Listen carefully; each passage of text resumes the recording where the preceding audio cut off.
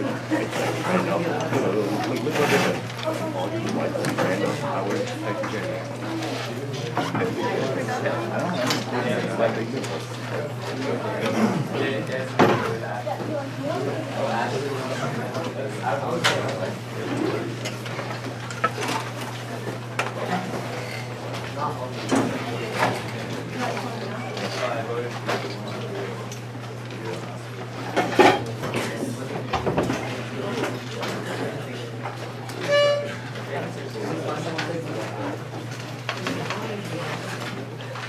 Don't touch it.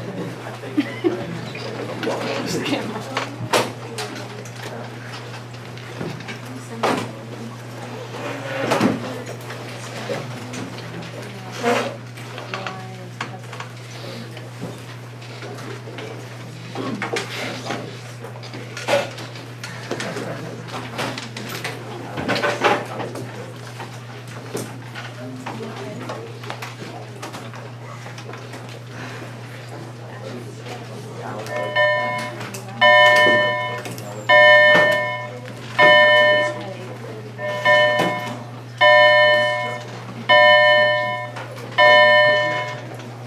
Out your notes. Today we begin dynamics. Now in chapters 2 and 3 we were introduced to kinematics, both 1 and 2 dimensional, a mathematical description of motion.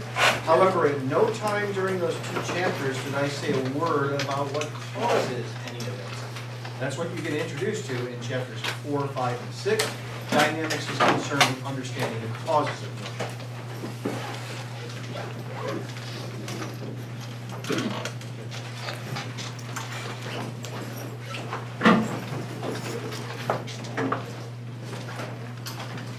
In order to begin, however, recall the following 2 statements about motion near the Earth's surface according to the ancient Greeks. First, heavier objects fall faster than lighter objects. That's, of course, experimentally shown by Galileo to be incorrect. It led to our understanding of projectile motion, for example, which we examined in chapters 2 and 3. But then secondly, also according to the ancient Greeks, all moving objects eventually come to rest. It was thought by the ancient Greeks that there was something special about an object being at rest. They referred to it as the object's natural state. So recall the following.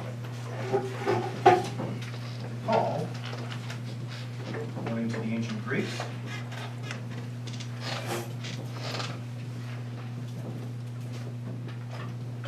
that all moving objects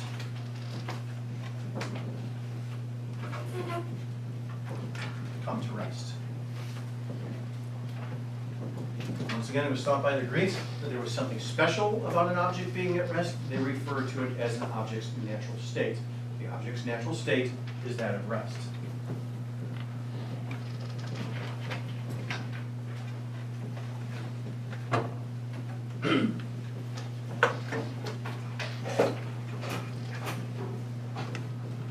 Now remember that the ancient Greeks based their conclusions not upon experimentation. Remember, that was the major mistake with respect to the scientific method that they made, but just by observing the behavior of moving objects around you. And if you just observe that behavior, it's very easy to reach this conclusion. Because you take an object and toss it as a projectile in some manner, it eventually comes to rest. Take an object and, say, slide it horizontally across the surface, it eventually comes to rest. So it's very easy, of course, to come to this conclusion. However, hopefully you're aware that this statement is completely wrong. It was first experimentally demonstrated to be completely wrong by Galileo. Because very simply, Galileo makes the following realization. Galileo realizes that, like air resistance, the force of friction slows down moving objects.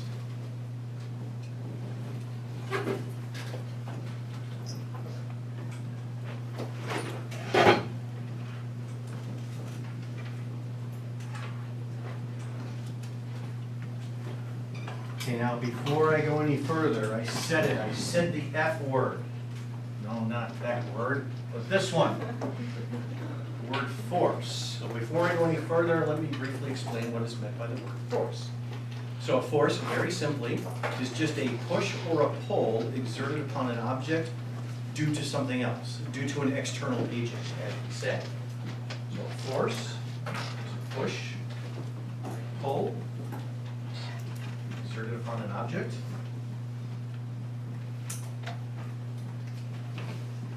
due to an external agent.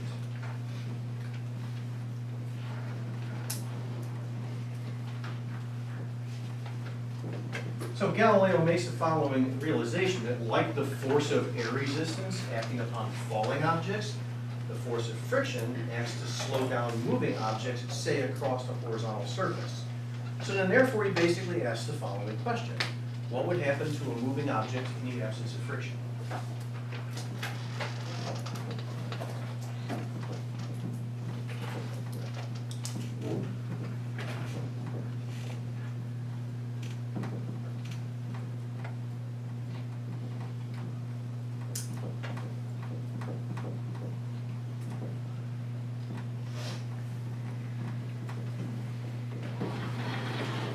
So to answer this question experimentally, Galileo performs an experiment that's very similar to the experiment that he originally performed to discover objects in free fall. Remember that in that experiment, he took an inclined plane, tried to make it as smooth as he possibly could, tried to approximate a frictionless surface, and he then measured the accelerations of various objects. He basically does that same experiment again, but he extends it a little bit. Here's basically the idea. What he does is, once again, take an inclined plane like so, tries to make it as smooth as he possibly can. As we'll see a little bit later on, there's actually no such thing as a frictionless surface, but he tried as best he could to approximate one. So he approximates a frictionless surface. But then he also extends his inclined plane here out to the right-hand side.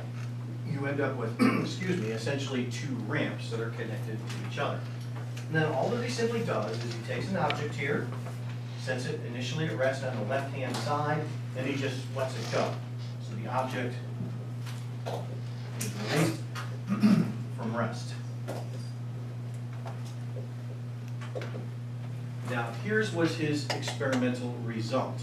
Regardless of the shapes of the ramps, the object always returned to its original height.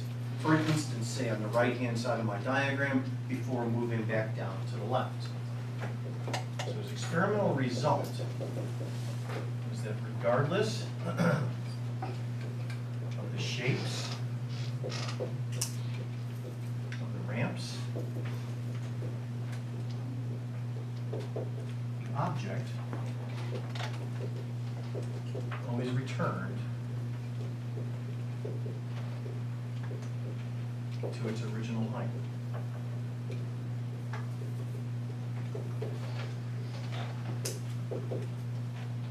So for example, in terms of what I've drawn here thus far, if we release the object from rest here on the left-hand side, it ends up over here on the right-hand side at the same height for an instant before moving back down in the opposite direction.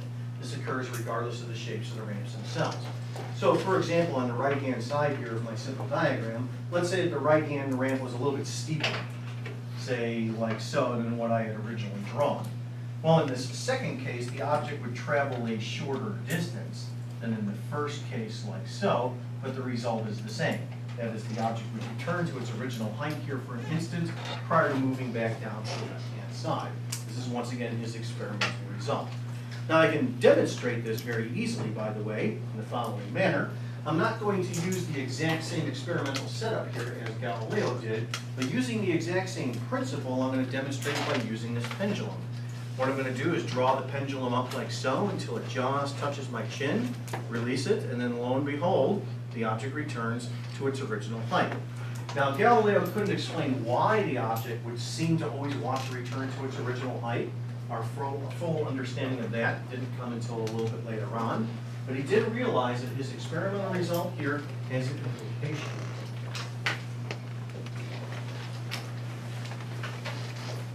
I'll phrase the implication for us here of the experimental result as a question. Think of it this way. What would happen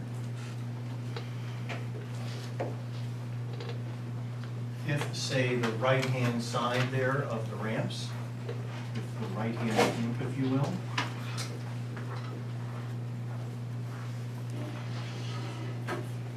Was horizontal, frictionless, and infinitely long.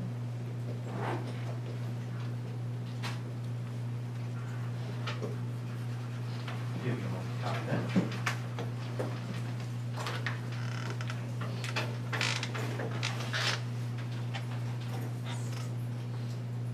So think of this simple diagram here now in the following way. Imagine that we have the left-hand side like so, but the right-hand side is horizontal, frictionless, and infinitely long. And then you repeat the experiment. So right here is the object. This dashed line here will refer to the original height. And then remember that the experimental result was that the object would always return to its original height regardless of the shapes of the ramps. So then therefore, what would then happen to the object right here on the right-hand side of my diagram, assuming that the right-hand side is infinitely long, horizontal, and frictionless? What would happen to the object? It would keep moving at constant velocity, constant speed in a straight line, trying to return to its original height. So the object would move at constant velocity forever, trying to return to its original height.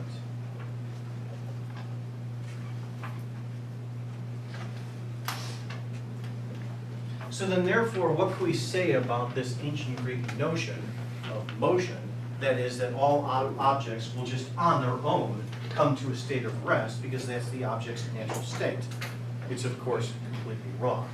What I'm about to describe here is what Galileo has discovered by realizing the implication of his experimental result.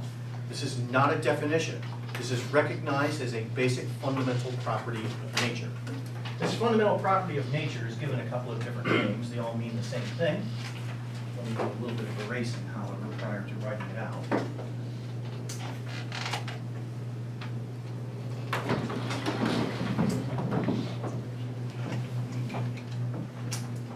So what Galileo has discovered here is referred to as either the law of inertia. It's also referred to as Newton's first law of mechanics. Once again, what I'm about to describe here is not a definition. This is recognized as a basic fundamental aspect of nature. You can state the law of inertia in the following way. An object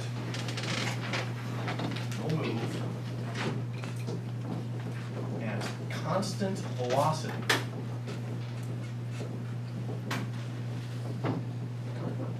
unless acted upon by and I'm going to leave a blank space here for now that we'll fill in later, but for now let's just think of it as being acted upon by a force. Now as you write out that phrase, begin to think of it in the following manner. Is there a physical difference between an object at rest and an object moving in a straight line at constant speed? Is there a physical difference between the two? No, because both are at a constant velocity. An object at rest is at a constant velocity of 0. An object moving in a straight line at constant speed is also at a constant velocity. There's no physical difference between the two. So the ancient Greek notion regarding motion, that there's something special about the object being at rest, is completely wrong. So there is no physical difference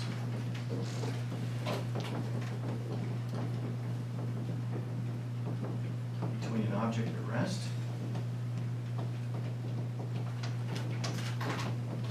it's at a constant velocity of 0 and an object moving at constant speed in a straight line.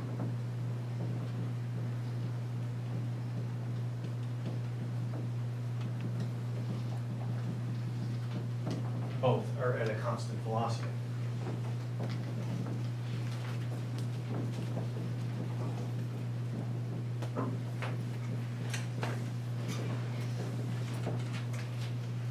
Now, this is actually very easy to demonstrate. I'm going to demonstrate this by using this device that I have here on my desk.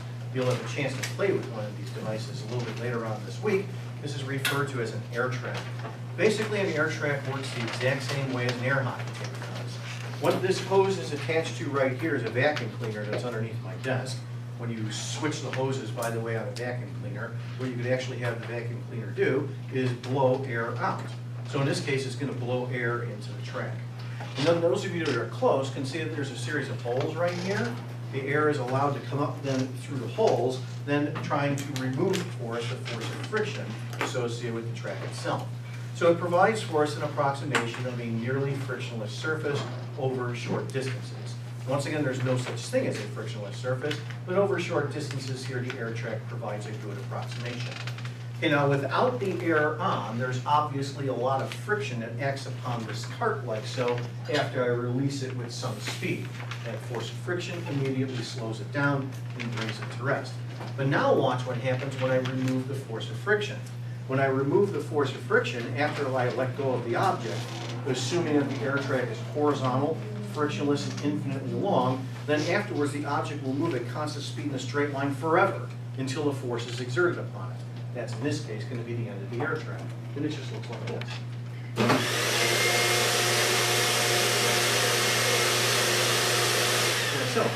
So after I let go of the object, once I've removed the force of friction, or nearly so, by turning the air on, then the object moves at constant velocity forever.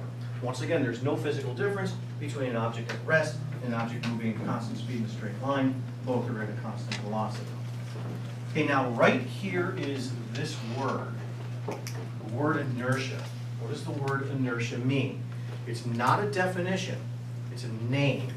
It's a name given to this property that is the tendency of an object to move at constant velocity. That tendency is just referred to as inertia. So the word inertia refers to the tendency, if I can spell the word, the tendency of an object to move at constant velocity.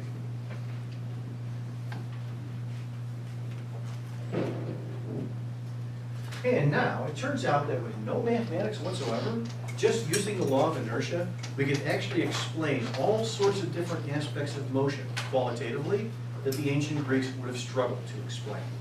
For example, consider the following conceptual examples that you're all familiar with. Let's say you're in a car.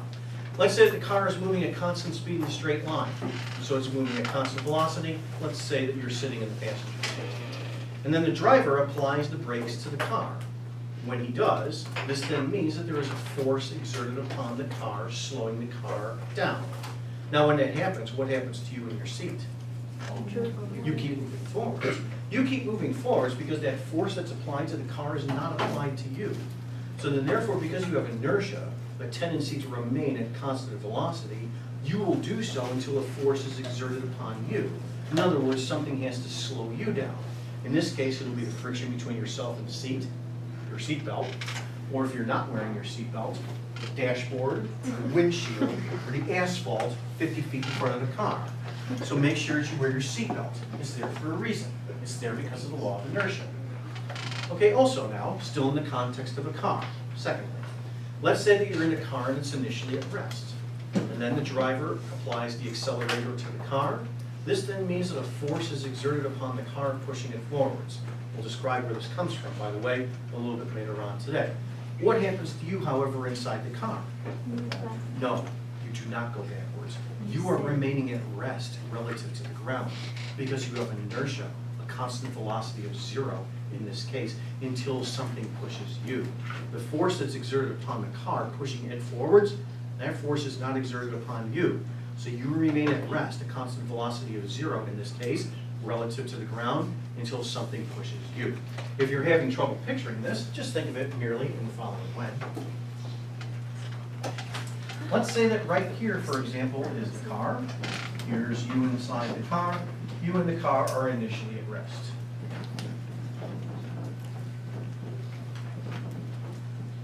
And then let's say the driver applies the accelerator to the car accelerates forwards.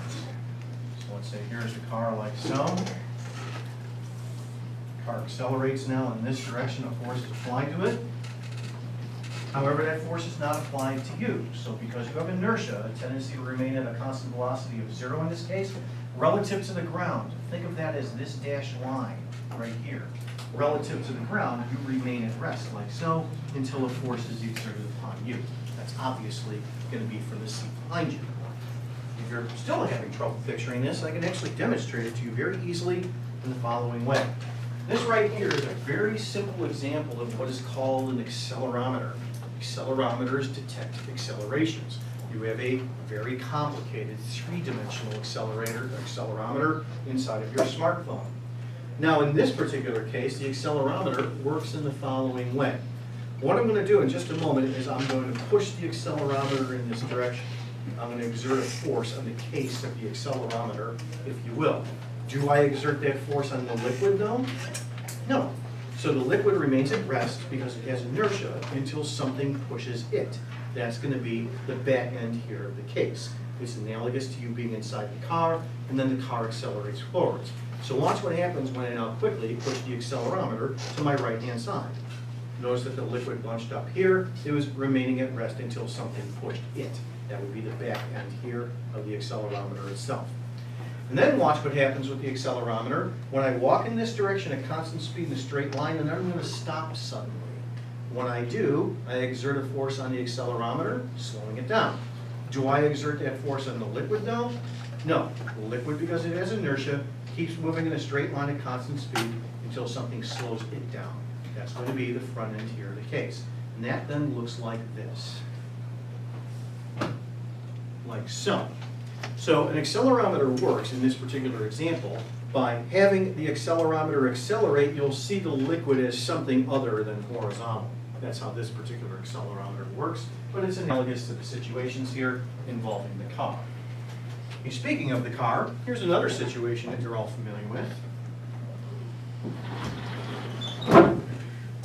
Let's say, for example, that this right here is a top view of the car.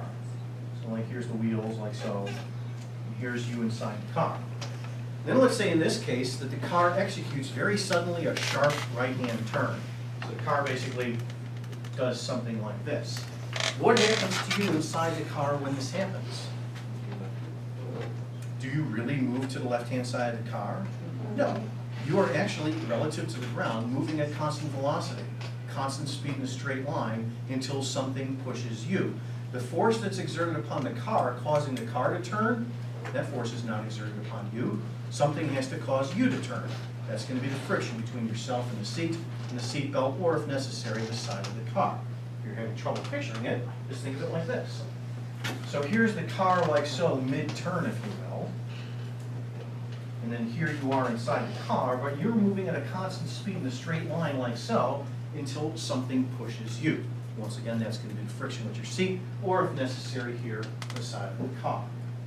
Okay, here's kind of a version of this situation. I'm going to do a vertical situation, however. I'm going to do so with the complication of gravity. But as we'll see, it's essentially the same situation here. What I'm going to do is take this coffee can, it's completely empty.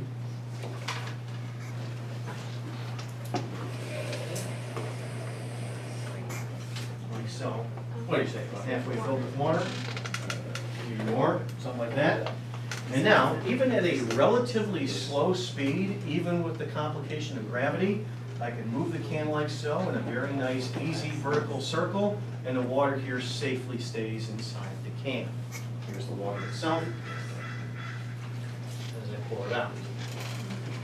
So how does this situation work? It's essentially the same thing as this. Hang on, Sam. So right here is this vertical circle, like so. Here's the coffee can, with the rope attached. And the inside right here we'll say is the water. Let's say I'm twirling the coffee can here clockwise. So at this particular moment, the water is moving in this direction. Think of that for now as a representation of its inertia. So because the water does have inertia, it has a tendency to remain in motion like that until a force is exerted upon it. However, the rope attached to the can, that then provides me a means of exerting a force on the can. So I exert a force on the can, causing it to turn like so. exerted upon the can, causing it to turn. That force, however, is not exerted upon the water. So the combination of the water's inertia and the force that I exert on the can causing it to turn, even at a relatively slow speed with the complication of gravity, still allows the water here to safely stay inside the can. Eventually, yes, if I twirl the can slowly enough, the water will become a projectile and fall out of the can. We can actually calculate at a later date the speed necessary for which that to occur. As we'll see in the problem a little bit later on, it's actually very easy to calculate. You could, of course, experience this situation for yourselves on a roller coaster. Harrison. It's up to you. So I'm sure that most of you have been on roller coasters before.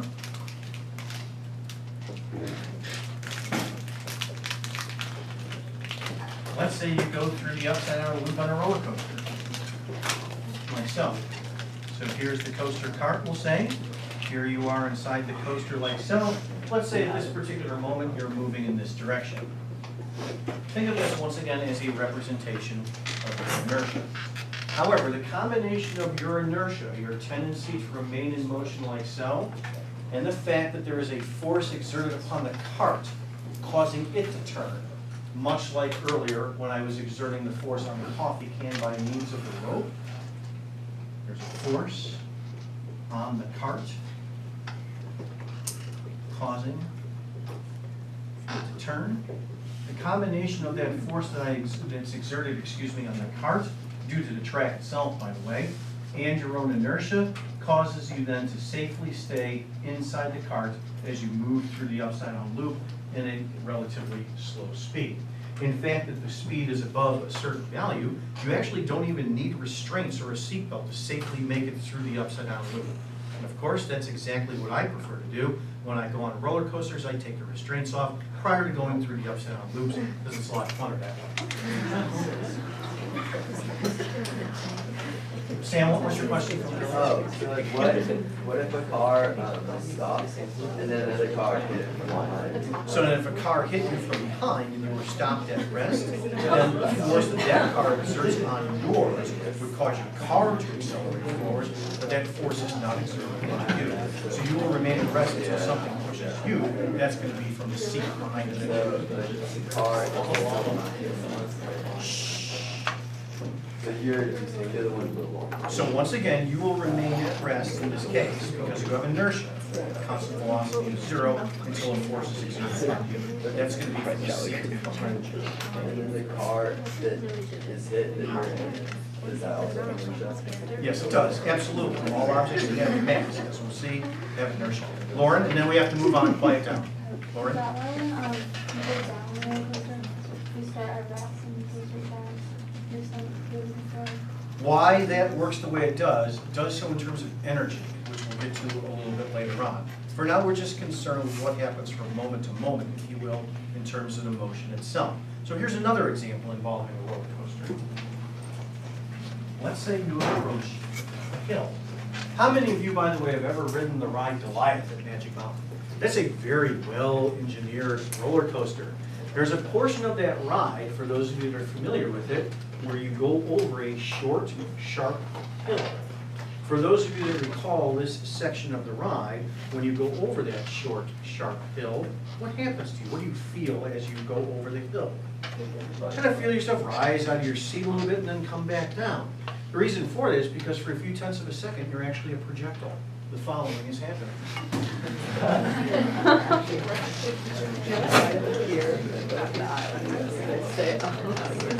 So here you are once again inside the coaster cart. At this particular moment, we'll say you're moving in this direction.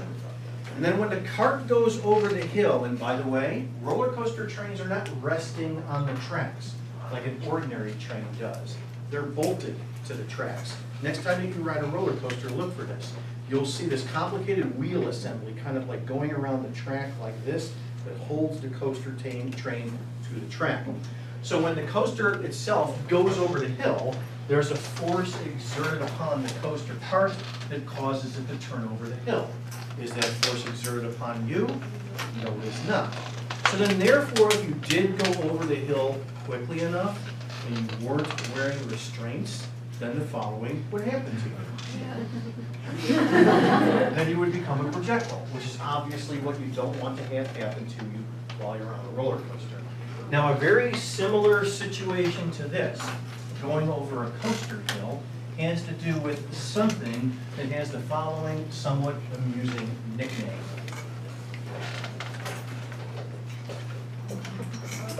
It's called the Vomit Comet. Does anybody know what the Vomit Comet is? No, it's not a roller coaster at Magic Mountain. The Vomit Comet is the nickname for a plane. It's a plane that is used by NASA to train astronauts for weightlessness conditions. How many of you have ever seen video footage of astronauts in training? They're inside this plane.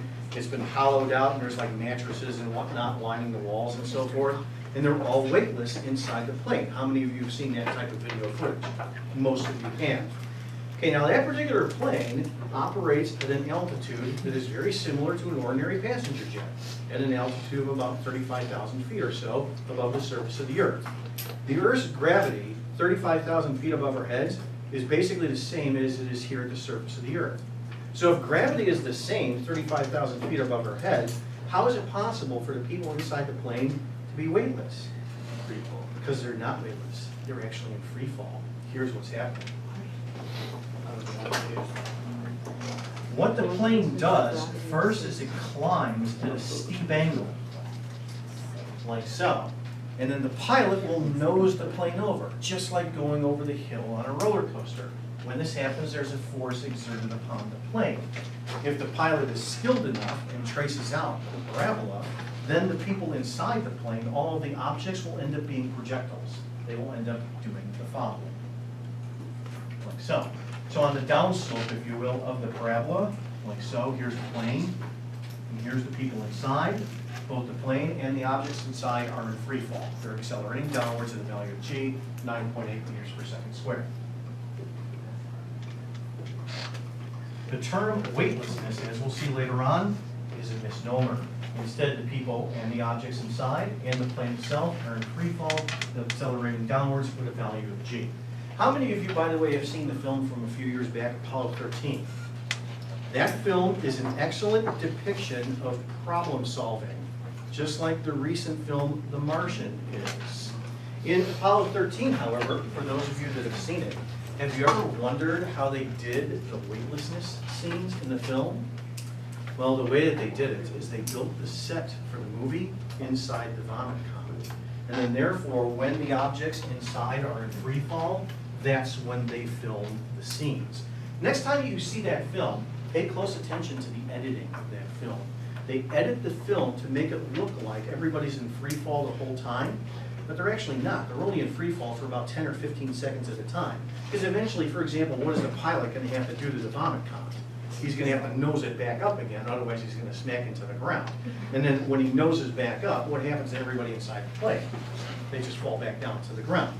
So the objects inside the plane are only in free fall for maybe 15, 20 seconds or so at a time before the plane has to nose back up again. So in the case of Apollo 13, they edit the film very carefully, camera angle to camera angle, to make it look like all the astronauts are in free fall the whole time, but they're not. They're only in free fall for like 10 or 15 seconds at a time before the camera cuts away to another angle. Hey now, getting back to roller coasters, there's actually a roller coaster at Magic Mountain that gives you about 5 seconds of free fall. And it's almost unprecedented on a roller coaster. Does anybody know specifically which coaster I'm referring to? Yes? Superman? That's right, Superman. How does Superman work?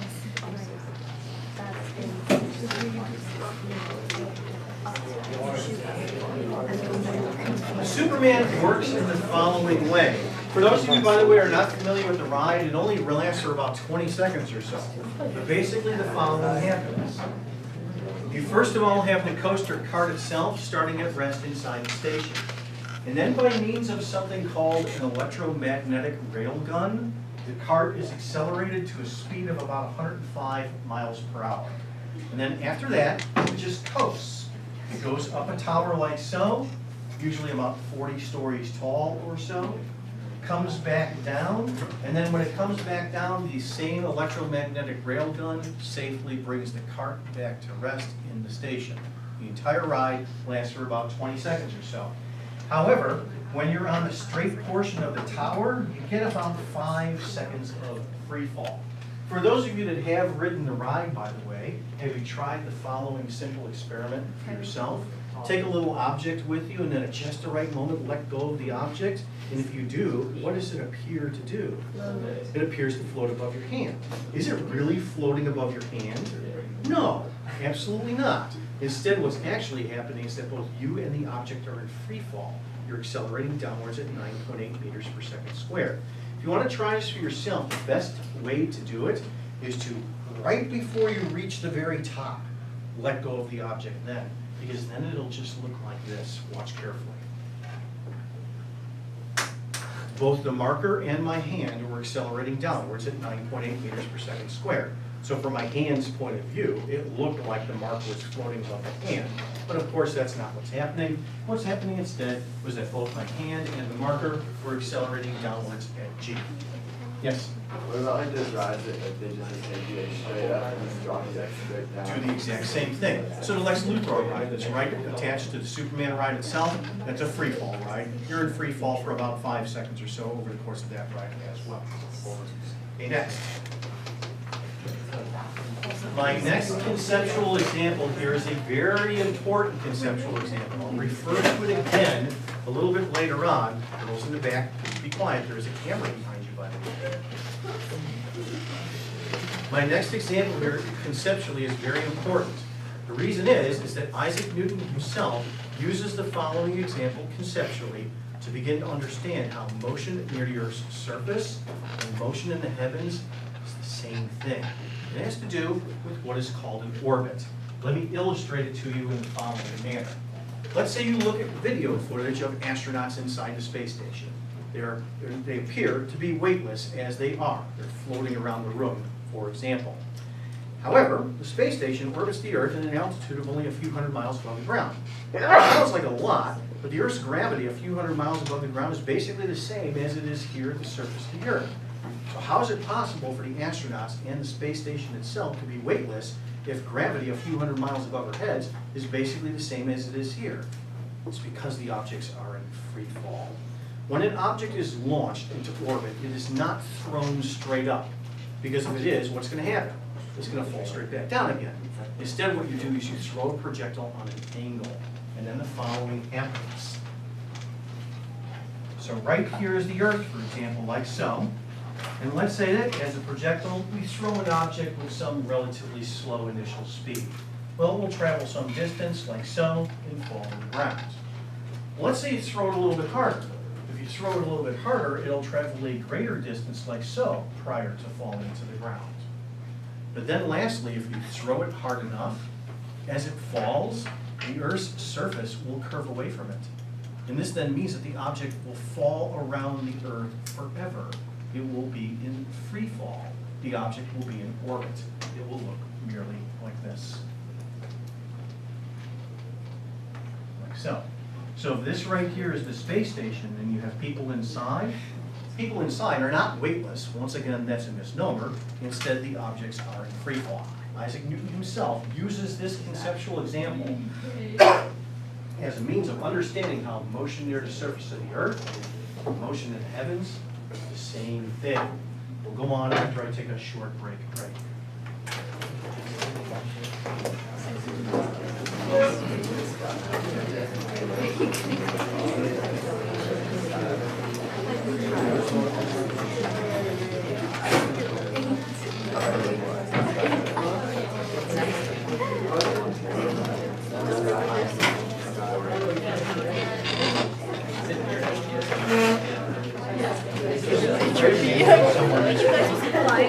Like I take off the restraints, like I don't know. I've done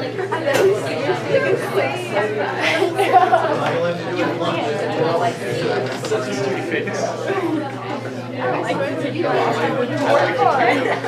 Actually, that's a no. He would like use physics to like take it like I don't know. Every time I just decide like what reality it is. Straighten that out. No, I heard he really. I don't know. Because of the same stuff. She won't tell me. She told me. We watched the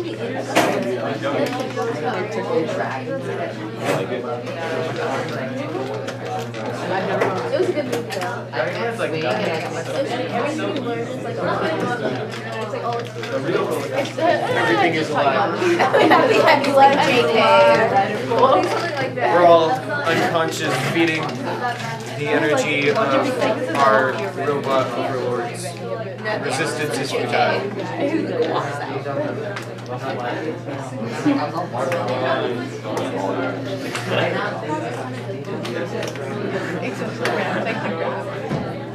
They're not.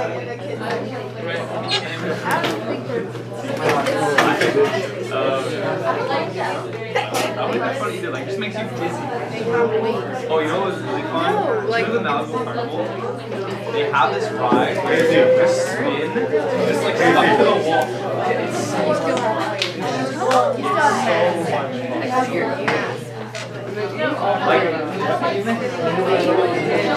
see, but the thing is though, you don't get dizzy. You don't get like anything is spinning. Like, I didn't feel dizzy when I did it. Yeah, you just stuck against the wall and like climbing all the wall. See, I got And like the things like it goes up and down, so like as Remember that? it's There's a camera. Like the velocity that I'm throwing. Honestly, so is it even on? no, but they make it on the spot. Yeah, it's recording. You're not in it. You didn't get in it. Acceleration. We had this, we were on this, it's like a Ferris wheel, except Why are we inside recording? the cage, you have to spin it. So like, it's super great. I keep like a finger upside down, like, okay. I'm just like bored.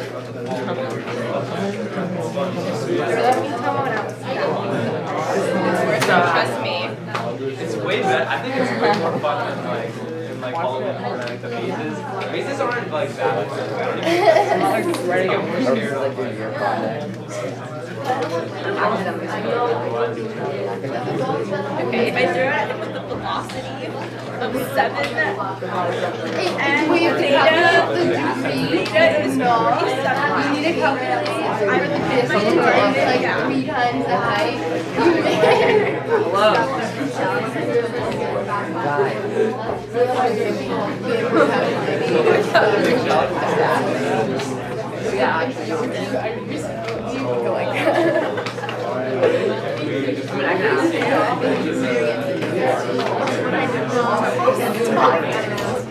All right, take your seats, please.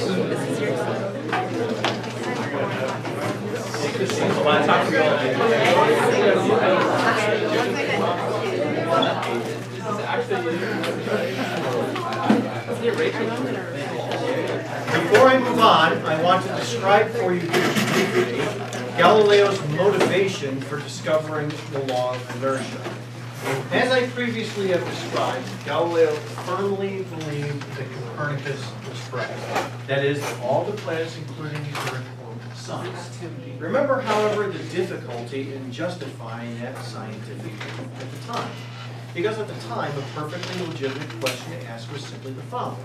If the Earth really is in motion about the sun, why don't we feel its motion? A combination of Galilean relativity, this is why Galilean relativity is so important, and the law of inertia provides for us a very easy physical explanation. You can think of it merely, first of all, in the following manner. Consider yourselves to be a stationary reference frame. Let's say I'm a moving reference frame, and I'm going to walk in this direction at constant velocity, constant speed in a straight line. I'm going to take an object, and I'm going to just toss it up vertically according to me. And then all that simply happens is the following. According to me, the object goes straight up, and it goes straight down. However, you guys, the stationary reference frame, what did you see the object do? you saw a trace on a parabola. You saw a two-dimensional problem, as opposed to me, I saw a one-dimensional problem. So why didn't I see or feel, if you will, why didn't I see the horizontal velocity of the object? Because very simply, I'm already moving with the object horizontally.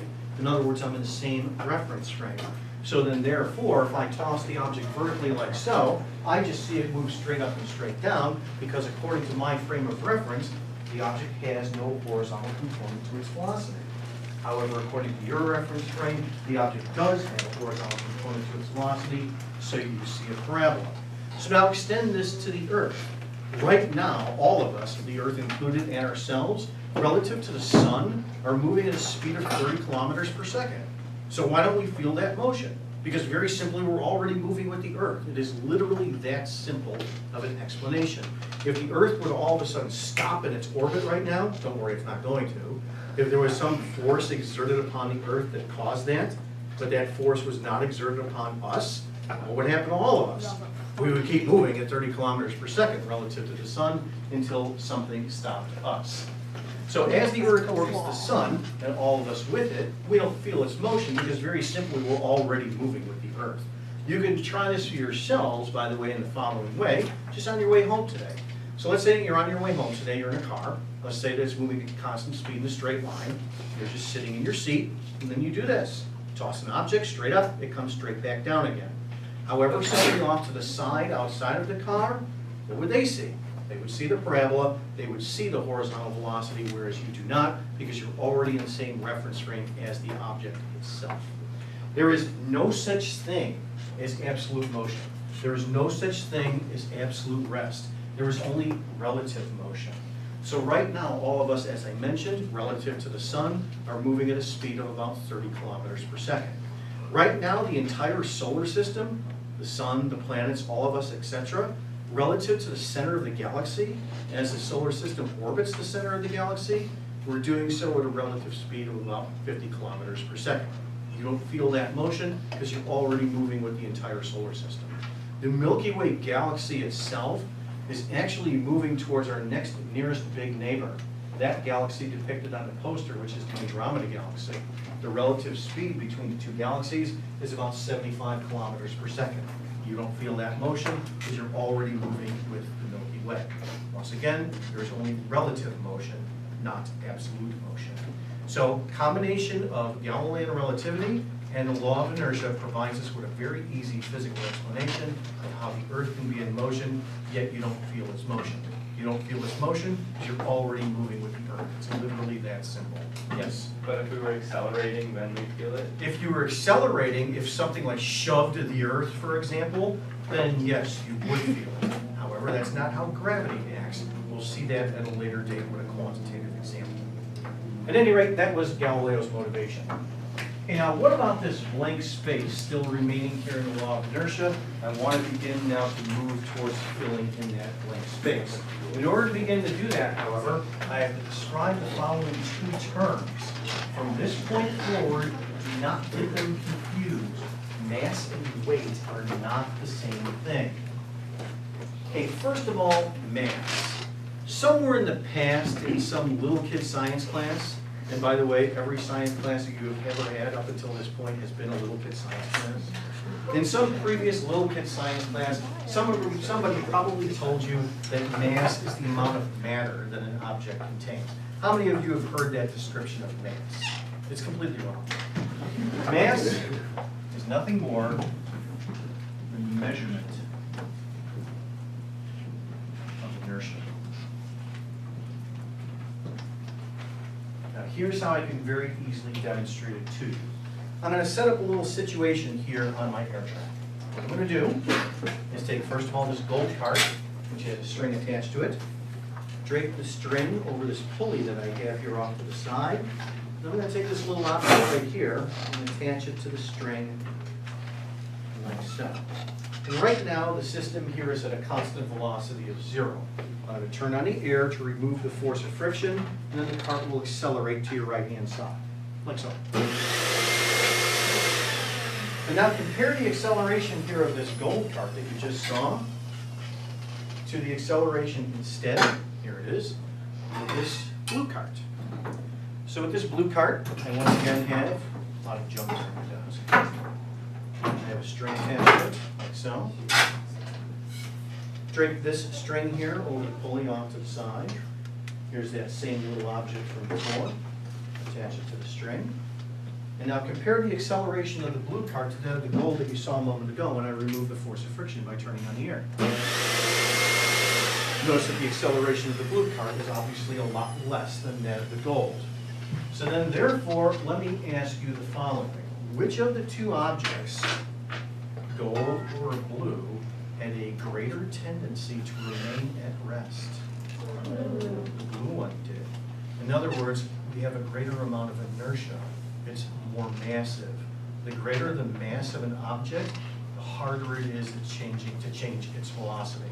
So in this situation, we saw the acceleration of the blue cart was less than that of the gold cart because the blue cart is more massive. It has a greater amount of inertia. The more massive an object, the harder it is to change its velocity. The harder it is to accelerate.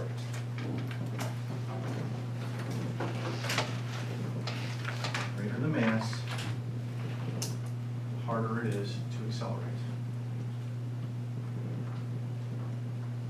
Now, nowhere in this description did I say anything at all about how many atoms or protons or neutrons or blah, blah, blah that the objects contain. No, that's not what mass is. Mass is nothing more than the measurement of inertia. Now, it is a new quantity for us, so let's check the units. It is a fundamental quantity. The units work in the following way. Okay, first of all, in the metric SI system, the standard unit of mass is the kilogram, which is abbreviated as kg.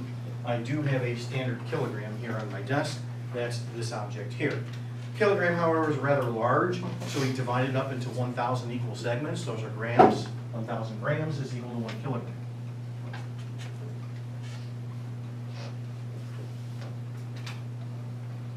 Okay, then in the English system, of course, they get very creative. In the English system, the standard unit of mass is called the slug. Let me give you a basic understanding as to what is meant by a slug. How many of you have ever watched the World's Strongest Man competitions? You ever see that TV show? It's on ESPN2. It's usually on at 3 o'clock in the morning. Has anybody ever seen those shows before? And on those shows, they got all these Scandinavian guys, right? And they're all just roided up to the gills. And then they're all doing these weird things like taking barrels and throwing them over the walls and nonsense like that. How many of you have seen those shows? A couple of you have. If you watch those shows, the commentators will say things like, he's carrying 5 stones. Have you ever heard that term before?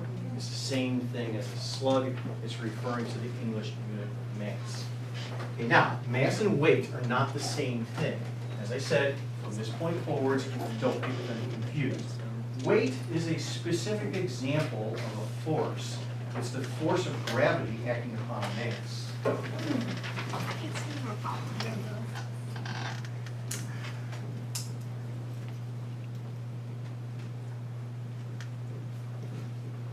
Mathematically, it's described as the mass of the object, just m, multiplied by g, acceleration due to gravity. This is a specific example of a type of force. Once again, we do have a new quantity here, specifically force. So let's check the units once again. So when talking about force in the metric SI system, it's mass times acceleration. So then therefore, it's kilograms multiplied by meters per second squared. A kilogram meter per second squared is given its own name. It's called a Newton. But then, once again, in the English system, they get really creative. In the English system, it's mass times acceleration. So it's mass in slugs multiplied by acceleration in feet per second squared. A slug foot per second squared is also given its own name. Incidentally, does anybody know what it is? You actually use it all the time. It's a pound, that's right. So if you weigh 150 pounds, you weigh 150 slug foot per second squared. And it is correct to say it that way. However, it is incorrect to say that somebody weighs 50 kilograms. No, That's wrong, that's a misnomer. Their mass is 50 kilograms. Their weight would be 50 kilograms multiplied by 9.8 meters per second squared to give you some amount of weight in terms of newtons. Question? How come you can transfer between like pounds and kilograms? So The way that is done is the equivalent of 1 kilogram weighs a certain amount of pounds. It turns out that this mass of 1 kilogram weighs 2.2 pounds. So you can set up a conversion factor in that manner, but it is incorrect to say that it weighs 50 kilograms. Its mass is 50 kilograms. Yes? Do people in other countries ask how many newtons do you weigh? They will not use that, however. They will still keep it in terms of kilograms, but they will say it incorrectly. They'll say an object weighs 50 kilograms, that's wrong. Its mass is 50 kilograms. But now you know better, so then therefore don't get confused. Okay, now, keeping all this in mind, how do we, after all, fill in this blank space here? Well, to fill in the blank space in my description of the law of inertia, let's use the air track demonstration as a means of doing so.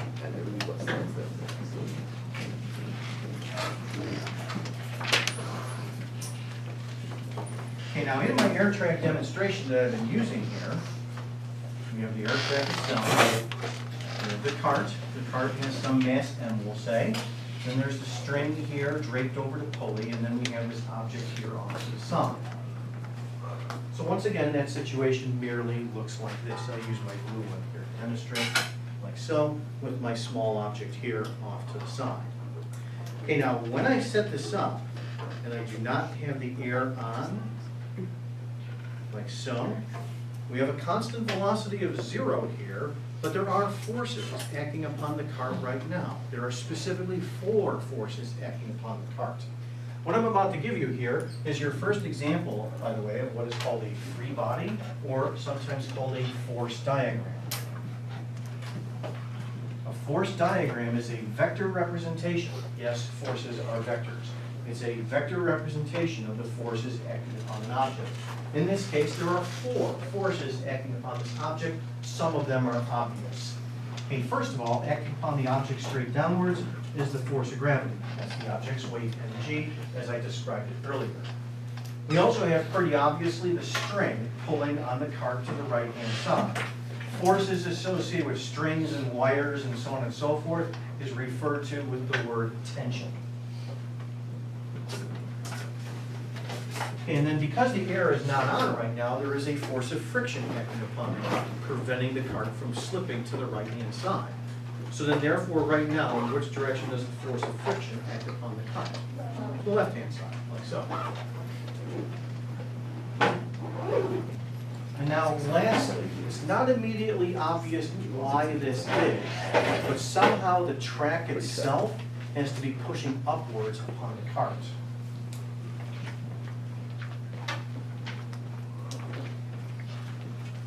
Where this force comes from, we'll get to a little bit later on. It's not immediately obvious where it does come from, but we do know that it has to be there. The reason why we know that it has to be there is because if it wasn't there, what would happen to the cart right now? It would fall downwards. Obviously, it's not doing that, so somehow the track itself has to be pushing upwards. Okay, now even though I'm not running through this as a mathematical example, what do you suppose the vector sum of these 4 forces is equal to if the object is at a constant velocity of 0 right now? 0. Yeah, they all add up to 0. The forces all cancel out.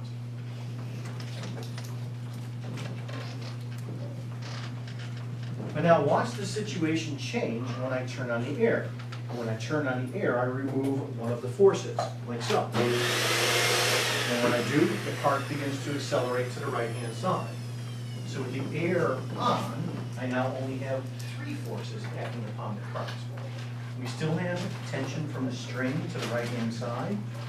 We still have the object's weight, mg, downwards. And we still have the track pushing upwards, like so. But we no longer have the force of friction, and then therefore the cart here accelerated with an acceleration a to the right-hand side. Once again, even though I'm not doing this as a mathematical example, do you suppose that the vector sum of these 3 forces is still equal to 0? No, obviously not. What we say is present is a net force. The word net is mathematical lingo for sum. In this particular case, the sum of the forces, the net force was 0. Not so in this case. In this case here, the net force is some number. It's some number not equal to 0. Therefore, the car accelerates. So then therefore, pretty obviously, if I now go back up to the statement of the law of inertia still on the top of the board, and we get to that blank space, what do you suppose is the word that gets filled into that space? It's the word net. So in the first situation here, where the air was off, the net force is equal to 0, and the object has a constant velocity of 0. It did not accelerate. Here in this situation with the air on, the forces are unbalanced, if you will. A net force, as we say, is present, then the object accelerates.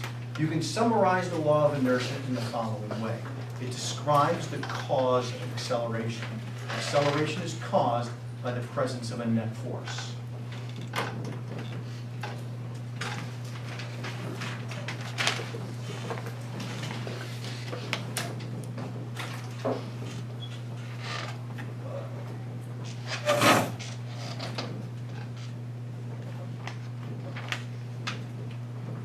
This is as far as Galileo got. He's credited correctly with the discovery of the law of inertia, but he went no further than this. Just understanding the cause of acceleration. Acceleration is caused by the presence of a net force. However, there are two other fundamental relationships which, combined with the law of inertia, are referred to as Newton's laws of mechanics. Newton's laws of motion, Newton's laws of mechanics, explain anything about motion throughout the entire universe.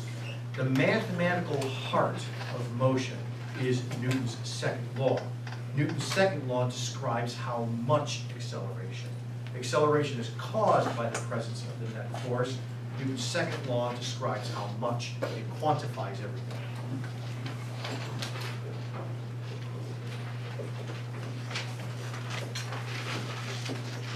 What I'm about to describe is not derived.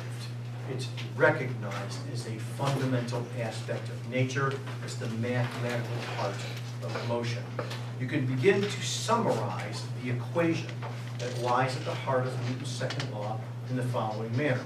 To some extent, I actually have already been demonstrating it. Because remember what happened a little while ago. I switched from the gold cart to the blue cart. I increased the mass. And when I did increase the mass, what happened to the acceleration in the situation? It decreased. So if I increased the mass from the gold to the blue, I decreased the acceleration. This means that the two quantities are inversely proportional to each other. Acceleration is inversely proportional to mass. So in the demonstration that I performed a little while ago, in switching from the gold to the blue cart, I increased the mass, thereby decreasing the acceleration. But how much acceleration occurs, of course, also depends upon the amount of force as well. For example, we could see that very easily in the following way. I'm going to use once again my blue card here to demonstrate because it's easy to use. So here, first of all, with the blue cart is once again this small object here hanging off to the side on my string. Like so. And then let's just once again see what the acceleration here looks like when I turn the air on. Some small value. But now compare the acceleration that you just saw in this situation, where now in the second situation, the mass is going to be the same. I'm going to use the exact same part. And now I'm going to use this heavier object here off to the side. So what this then means is I'm going to increase the net force that is being exerted upon the cart. Now in this case, with this heavier object hanging off to the side, notice that it's starting to move even without the air off. So now I got to turn the air on. I'll have to hold it in place like so. And obviously the acceleration in that situation is a lot more than it was previously. So increase the net force, thereby increase the acceleration. This means that acceleration is proportional to the amount of force that is applied, but moreover, the direction of the acceleration is the same as that of the net force, hence the use of the vector symbols. The two proportionalities that I briefly demonstrated here in this simple demonstration involving the air tract are combined into just one equation. This one equation is not being derived here, by the way. It's being recognized as a fundamental aspect of nature. You may have even heard of the equation itself. The equation that lies at the heart of motion is F equals ma.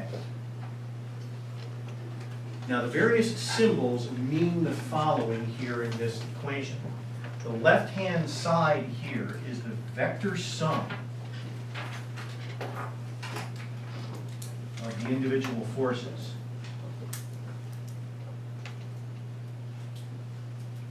So for example, when the arrow was off, the vector sum of these forces here is obviously equal to 0.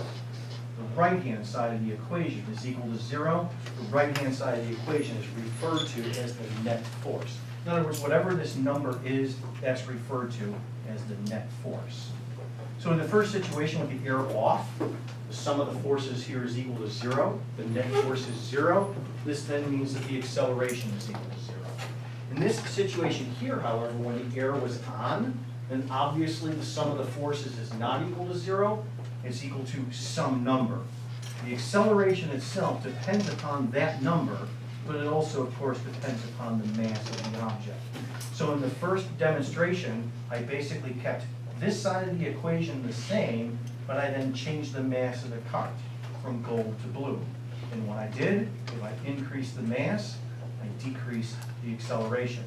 And then in the second situation, I kept the mass the same, but I basically increased the force. So if I increase the force and the mass is the same, then the acceleration is the same. Once again, F equals ma is the mathematical heart of motion. And then what you're going to see me do throughout chapters 4, 5, and 6 is you're going to see me use this equation over and over and over. And we can use it then to explain any physical situation. We'll see that with the more experience that we gain. Prior to doing so, however, there is one more fundamental relationship which, when combined with the other two laws of motion, explain anything involving motion in the entire universe. And that's Newton's third law.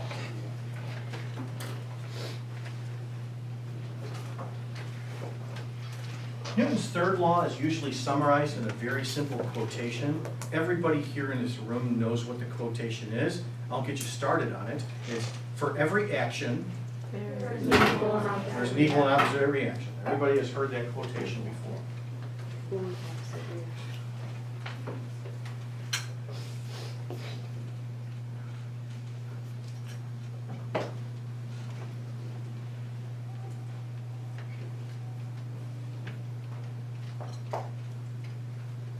The problem with a quotation such as this is that it's so common that nobody knows what it means anymore.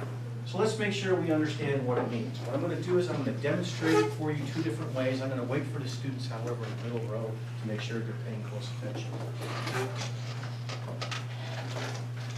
I'm going to first of all demonstrate it for you kind of in a difficult manner. What I've done here is I've taken a string and I've threaded it through a straw like so. And I'm going to take this balloon. This is about as high-tech a demonstration as you're going to possibly see.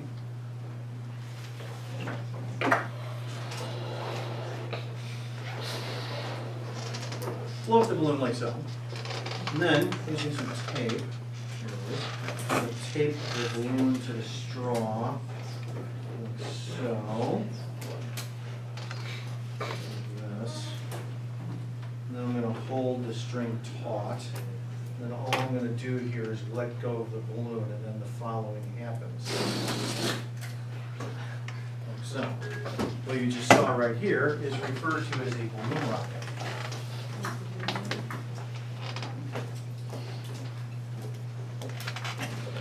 How does this little simple demonstration work? Well, first of all, we have a string right here. Here's the straw. The string is threaded through it, as you saw. And here's the balloon. A rather poor rendition of a balloon. So, and then when I let go of the balloon, as you saw, it accelerated. The balloon accelerates in this direction. So what that then means is that according to Newton's first law, a net force is present. According to Newton's second law, the net force is in this direction. So in other words, there's a net force on the balloon. Something is pushing the balloon. We want to figure out what that something is. Now, in order to answer that question, there's one thing about the balloon itself that we should know. The balloon is an example of what is called an elastic object.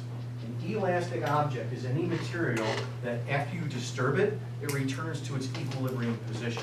All objects are elastic to some extent, but it's very obvious in the case of the balloon. Because if I take the balloon and stretch it, for example, it just returns to its equilibrium position. So after you blow up the balloon, as I did and let go of it, then basically the walls of the balloon here just collapse. So here are the walls of the balloon doing something like so. Please stop talking.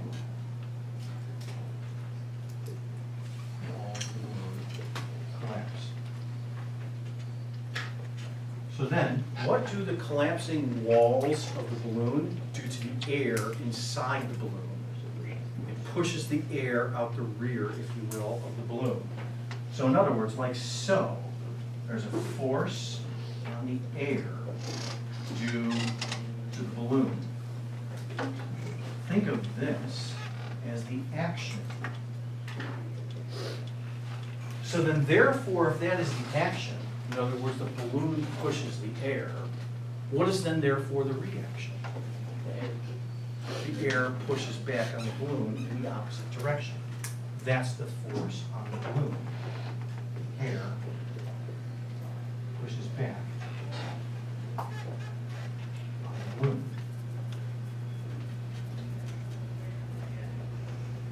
That's the reaction. Now it's important to understand that when I'm talking about the air in this context, it's the air inside the balloon, not the air out here. Because as the walls collapse, they push the air in this direction. That is, as I said, the action. The reaction is the air molecules themselves pushing back on the balloon in the opposite direction. This is a little bit subtle. The reason why it's subtle is because, of course, you can't see the air molecules themselves. So let me re-demonstrate it for you, however, in a much more clear and concise manner. I'm going to do so by using these two parts. Okay, these two parts right here are approximately the same mass, and they have an elastic band between them, like so, that I can use in this context. I'm sorry, I need to do this on this desk because I have too much stuff on my desk. And what I'm going to do is I'm going to take these two parts here, and just kind of press them together, like so, and then I'm just going to let go of them. And when I let go of them, each part exerts a force on the other, like so. And while they're pushing apart, while they're still in contact, while they're pushing apart, they then accelerate. So think of it like this. Let's say that this is cart number 1, and this is cart number 2. So the action is the force that number 1 exerts on number 2 in this direction. The reaction then therefore will be the force that number 2 exerts back on object number 1 in the opposite direction. And the forces are equal to each other. These forces are referred to as equal and opposite reaction pairs. So drawing out this situation, it just merely looks like the following.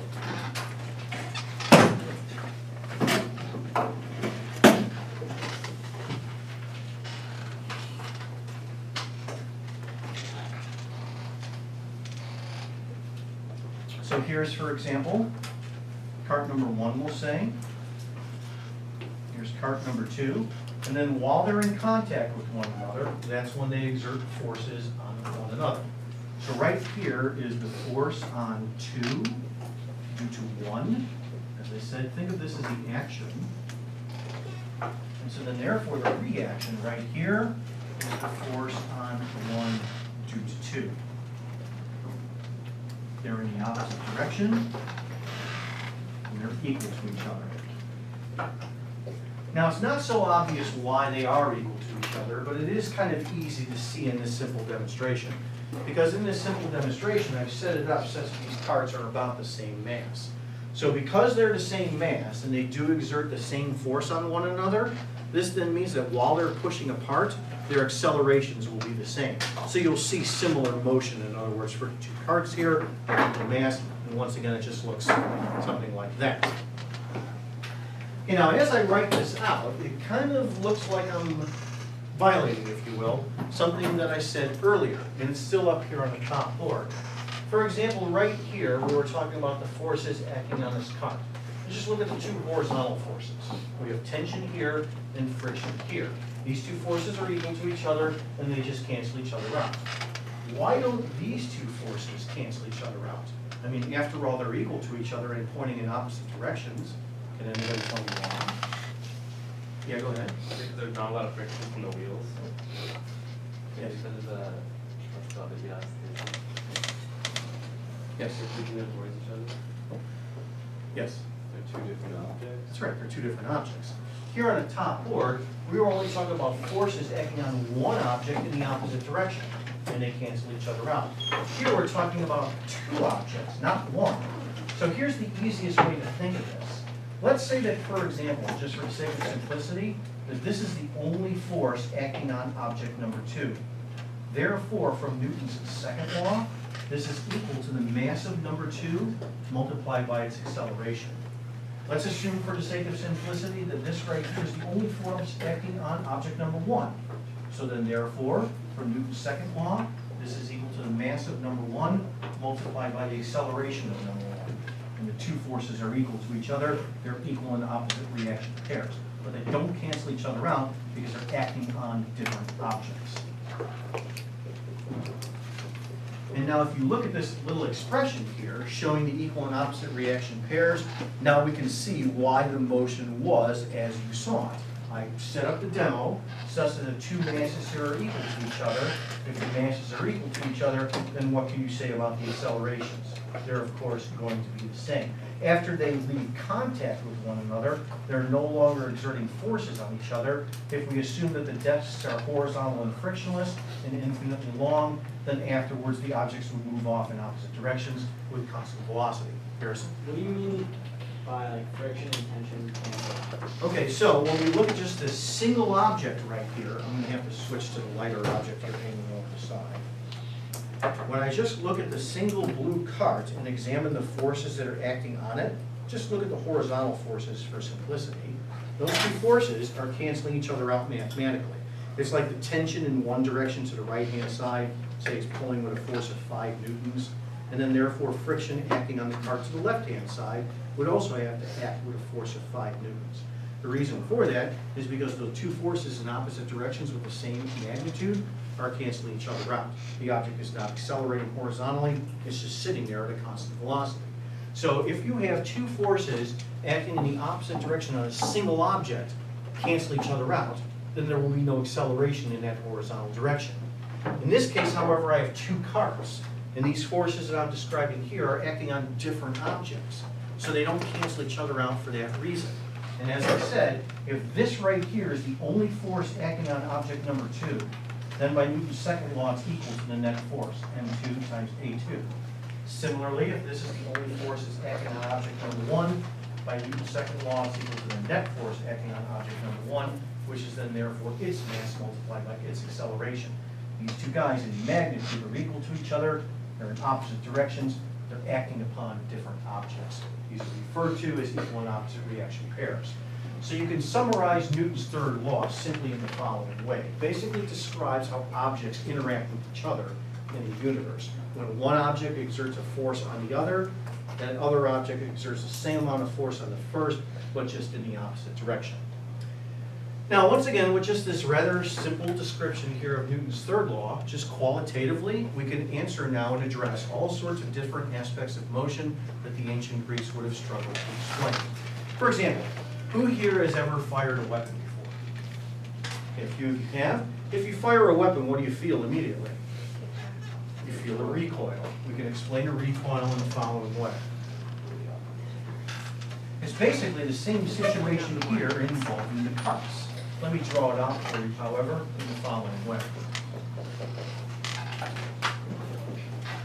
Okay, let's say that here's a gun, and right here is a bullet. Now, regardless of how complicated the mechanism itself may be when you fire a weapon, basically the gist of it, if you will, is that there is a force on the bullet due to the gun in this direction. Think of that as the action. And then therefore the reaction is the force on the gun due to the bullet.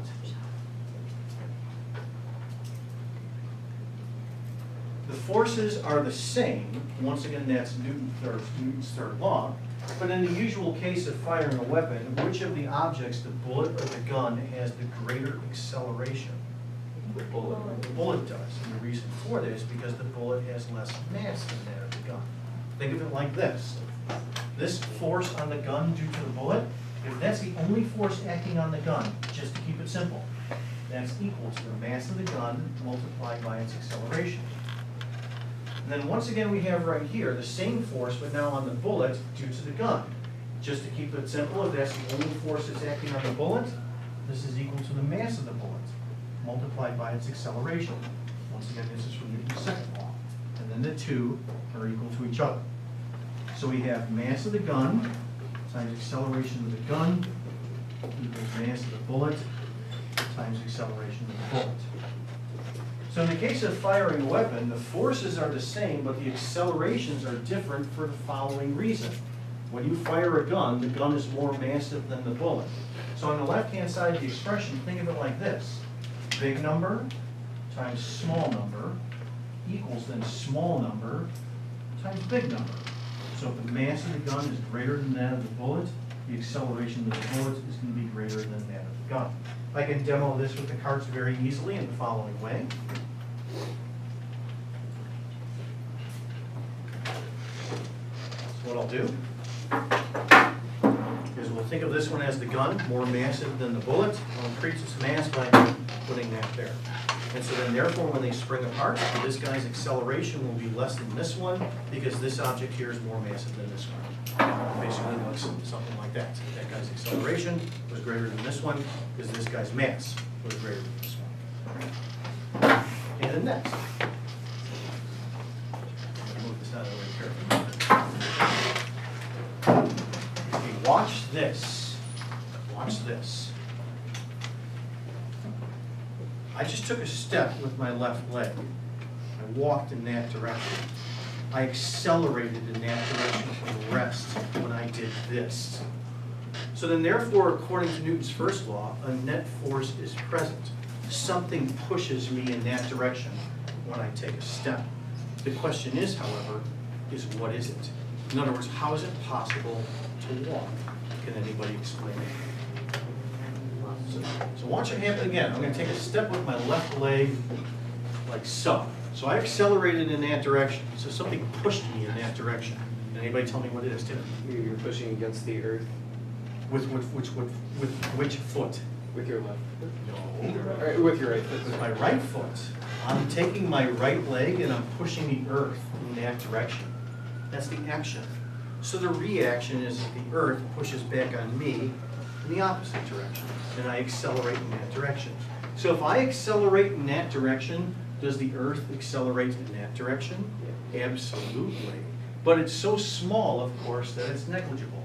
You can think of it in the following way. Think of the left-hand side as the earth, and the right-hand side as me.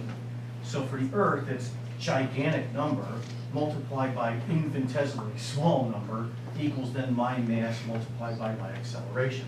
But yeah, when I exert a force on the earth in that direction, thereby having it exert the force back on me in the opposite direction, the earth accelerates in this direction. Now invariably, by the way, somebody will ask me the following question or variation thereof. They'll say something like, Mr. Shalek, does that mean that if everybody on the earth took a step in this direction, in the same direction at once, we could somehow push the earth out of its orbit? Absolutely not. There's a complicated reason for this, but very simply, any mechanical force that you could exert on the surface of the earth by moving around on it is negligible compared to the force of gravity exerted upon the earth due to the sun as the earth orbits the sun. Alana, was that more or less the question you were going to ask me? Exactly. What a shock. You know, earlier today, I talked about a car accelerating from rest, for example. But now the question is this: what actually pushes the car? It's not the car's engine. So when a car accelerates forwards, what actually pushes the car? It's not the gas, it's not the tires, it's not the explosion, it's not the engine. I'll give you a hint. All that the engine of a car does is rotate the wheels. That's it. That's all it does. So then therefore, what actually pushes the car forwards? In the back, I'm The sorry. wheels pushing against the ground. That's right, because the rotating wheels push the earth in that direction, That's the action. And then therefore the reaction is that the earth pushes back on the car in the opposite direction. That's what pushes the car forwards. What about, say, like the outboard motor on a motorboat? On a motorboat, all that the engine does, by the way, is it rotates the propeller. That's all it does. So then therefore, what actually pushes the boat forward when you're operating the engine? The rotating propeller pushes the water. That's the action. And then therefore the reaction is that the water pushes back. Same thing, for example, with an aircraft. Whether it be a propeller aircraft or a jet aircraft, it basically works the same way. You have the rotating blades of the engine push the air in one direction. That's the action. And then therefore the reaction is that the air pushes back. That's the same for a propeller craft or a jet engine. It works the same way. Okay, what about for, say, a rocket ship? If you have a rocket ship that's accelerating in space, there's no air for the rocket to push against. So how does a rocket accelerate in space? It's similar to the balloon rocket problem that you saw me do a little while ago. How does a rocket accelerate in space? There's no air in space for the rocket to push against. So how does it accelerate, yeah? So it creates air to push forward. Well, what it does is it pushes exhaust out the rear of the rocket at a very high speed. Think of that exhaust as the eraser and me as the rocket. So in order for me to accelerate in this direction, what I have to do is take the eraser and push it in that direction. Because if I push the eraser that way as the action, then the reaction is the eraser pushing back on me in the opposite direction, and I accelerate in that direction. You can also think of it very simply in the following way as well. Here's another nice conceptual example involving outer space. Let's say I'm an astronaut. Let's say that right there is my spacecraft door. Let's say there was an accident of some sort and my rope broke and I can't reach the door. How am I going to get to my spacecraft door if all that I have available is this eraser? The eraser. Because if I push the eraser in that direction, the eraser pushes on me in this direction and I accelerate. After I let go of the eraser, however, there's no longer a force acting on me, but because of Newton's first law, I will continue to move at constant velocity in this direction until something acts against me. I will eventually reach the door. Now, incidentally, do I actually even have to let go of the eraser? I mean, isn't just pushing the eraser like that good enough and then I'll eventually end up at the spacecraft door? No, I have to let go of the eraser. Because if I do this, in stopping the eraser, I pulled it in this direction. Therefore, the eraser pulled back on me in the opposite direction. There was a force on me in that direction. The net effect of all of this is that I will actually remain at rest relative to the door. What I do have to do is actually physically let go of the eraser, because then the force that it exerted on me in this direction will cause me to accelerate.